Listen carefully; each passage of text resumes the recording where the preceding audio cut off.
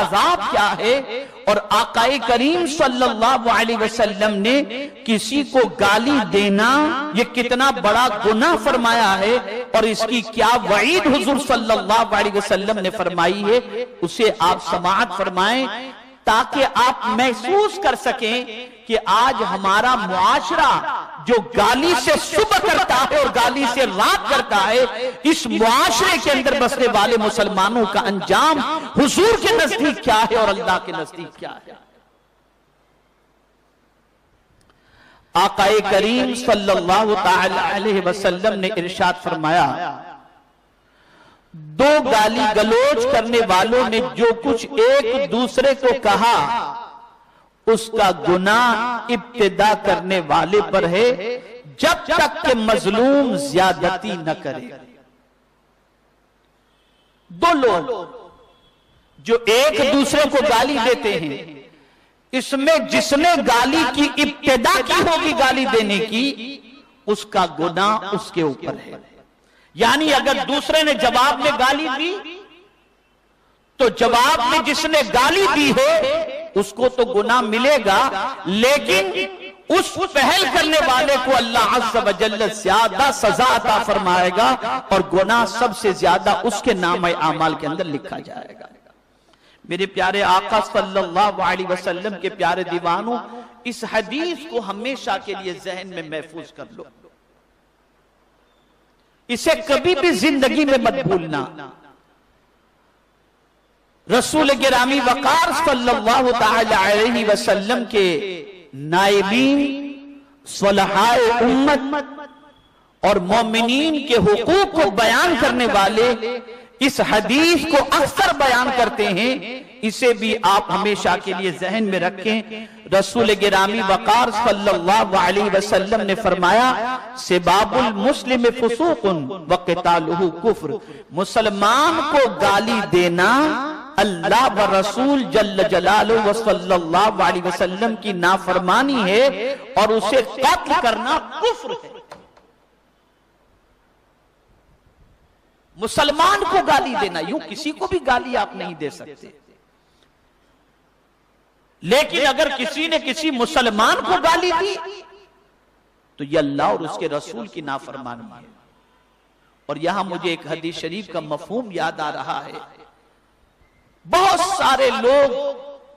اس حدیث کو ذہن میں نہیں رکھتے یا اس کے مفہوم کو ذہن میں نہیں رکھتے،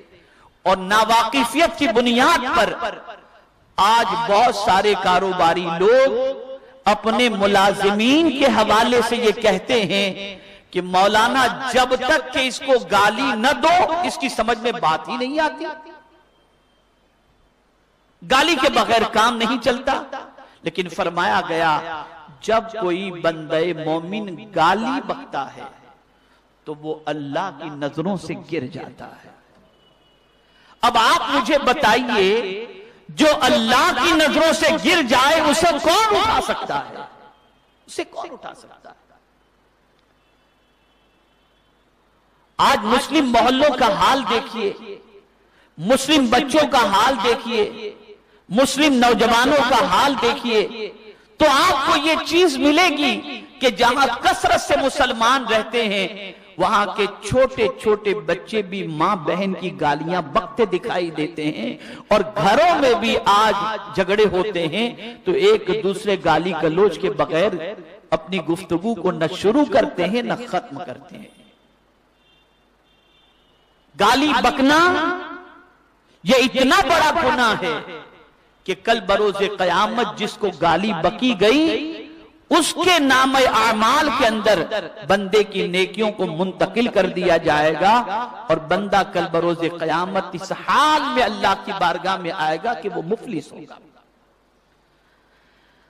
آقا کریم صلی اللہ تعالی علیہ وسلم کا مزید ارشاد سماعت فرمائیں، حضرت عبداللہ ابن عمرو رضی اللہ تعالی عنہما سے مرفوعاً روایت فرماتے ہیں کہ مسلمان کو گالی دینا خود کو تباہی میں ڈالنے کے قریب ہے۔ یعنی اگر کوئی شخص کسی مسلمان کو گالی دیتا ہے تو وہ اپنے آپ کو تباہی میں ڈال دیتا ہے، برباد کر دیتا ہے۔ آج یہ کہا کہا جاتا ہے بربادی کے کچھ اسباب ہیں، کچھ معاملات ہیں کاروباری یہ، لیکن آپ حضور کے ارشاد کی روشنی میں سمجھیں اور ان خرابیوں کو تلاش کریں اور ان گناہوں کو تلاش کریں جو ہمارے معاشرے میں اس وقت پنپ رہے ہیں اور ہمارے نوجوانوں کے منہ کے اوپر وہ لفظ ہیں، وہ الفاظ ہیں اور وہ گالی گلوچ ہیں۔ میرے پیارے آقا صلی اللہ تعالی علیہ وسلم کے پیارے دیوانوں، حضرت عیاض بن جمان رضی اللہ تعالیٰ عنہ سے روایت فرماتے ہیں، میں نے عرض کیا یا نبی اللہ صلی اللہ علیہ وسلم، ایک آدمی مجھے گالیاں دیتا ہے حالانکہ وہ مجھ سے کمزور ہے۔ توجہ چاہوں گا، سرکار کی بارگاہ میں وہ صحابی عرض کرتے ہیں ایک بندہ مجھے گالی دیتا ہے اور یہ گالی دینے والا مجھ سے کمزور ہے، اگر میں اس سے بدلہ لے لوں تو مجھ پر کوئی گناہ تو نہیں؟ میرے آقا صلی اللہ علیہ وسلم نے ارشاد فرمایا ایک دوسرے کو گالی دینے والے دونوں آدمی شیطان ہیں، آپس میں بری باتیں کہتے ہیں اور ایک دوسرے پر جھوٹی بہتان لگاتے ہیں۔ یعنی اگر کوئی شخص یہ سوچے کہ اس نے مجھے گالی دی میں بھی گالی دوں، یہ کمزور ہو کے گالی دے کے جا رہا ہے، تو میرے آقا صلی اللہ علیہ وسلم نے ایسے شخص کو انسان نہیں بلکہ ان دونوں کو آقا کریم صلی اللہ علیہ وسلم نے شیطان فرمایا۔